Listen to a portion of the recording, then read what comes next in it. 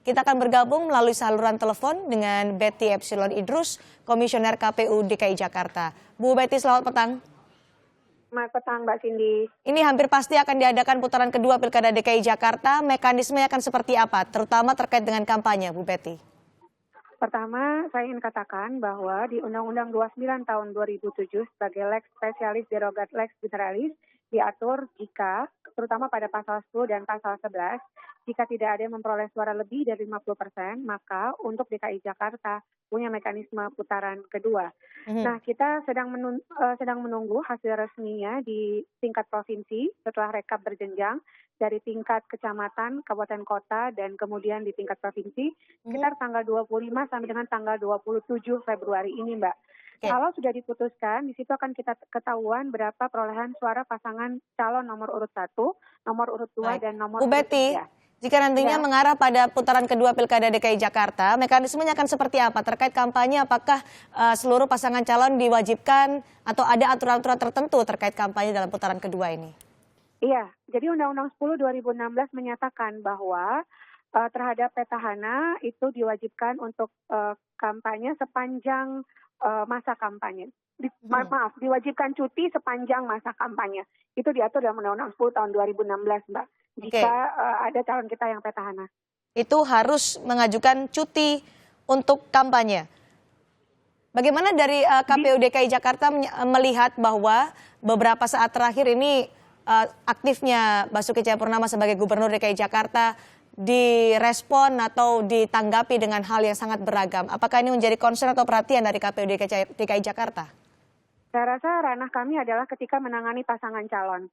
Kalau terkait dengan posisinya sebagai gubernur atau wakil gubernur, itu rezimnya adalah rezim pemerintahan daerah. Tidak merupakan kewenangan KPU untuk menanggapinya, Mbak. Kapan masa kampanye untuk putaran kedua Pilkada DKI Jakarta akan berlangsung, Bu Betty? Jadi kita akan menetapkan ketika tidak ada putusan Mahkamah Konstitusi, pertanggal 4 Maret kita akan memutuskan penetapan pasangan calon yang maju pada putaran kedua jika tidak ada yang memperoleh suara lebih dari 50%. Lalu kampanyenya akan dimulai kapan, Bu Betty, untuk putaran kedua? 3 hari setelah ditetapkan menjadi pasangan calon, maka pasangan calon dapat berkampanye sampai dengan 3 hari sebelum masa pencoblosan pada pada putaran kedua. Apakah perlu dilakukan kembali pengundian nomor urut mengingat dari 3 paslon di putaran pertama, kemungkinan akan 2 ada pasangan calon yang akan melaju ke putaran kedua? Nomor urut yang diambil adalah kita tidak mengganti nomor urut, masih pada nomor urut semula ketika pengambilan nomor urut pada putaran pertama. Tetap di nomor urut 2 dan nomor urut 3 mungkin ya.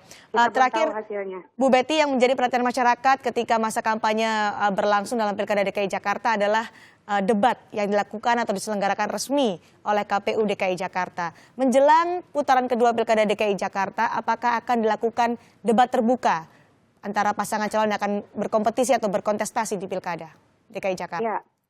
Kami memutuskan akan ada debat untuk menjelang putaran kedua.